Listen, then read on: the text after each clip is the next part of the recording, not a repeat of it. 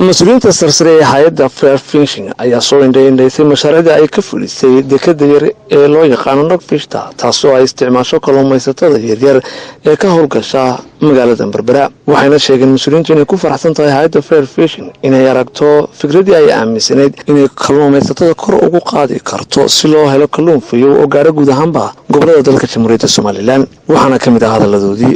waxa ay halkan u yimaadeen say u dardargeliyaan dabcan hawlihii muhiimka ah ay u wadeen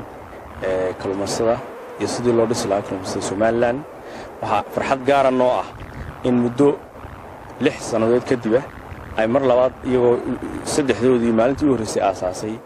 ay imika hadana ay soo booqdeen oo ay ku faraxsan yihiin midhihii ay aaseen maalinta siirkii ay maalinta aaseen midhihiisii oo soo baxay ay aad ugu faraxsan yihiin.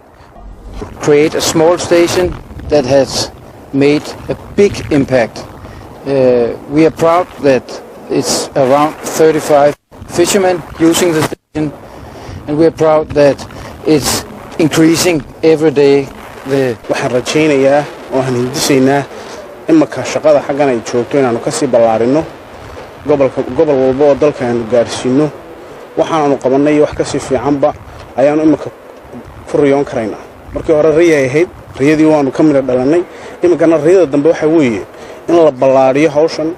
oo gobol kasta la geeyo oo cid walba oo maanta sheeganaysa kalluumaysato ama kambaniya rabta inay ka ganacsato inay ka faa'iideysato runtii waanu balaqaadnay laba nin muwaadin oo nahay waan nida xaway yaratay anigu waddanka waxaan doonaynaa inuu wax ka hirgelino maanta alxamdulillah waad aragtay halkan joogno waad aragtay shaqaalaha maaragtay garab taagan waad aragtay maanta baahida aanu ka daboolay deegaanka Berbera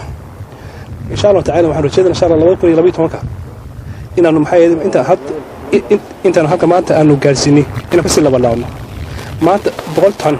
ayaa isteeg soo mara insha Allah tacaala waxaan rajaynayaa haddii la ka dhigo in ugu yaraan bishii tan ay soo maraan stationka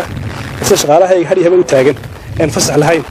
ma jimcan lahayn ee doonayaan insha Allah in waddanka wax qabtaan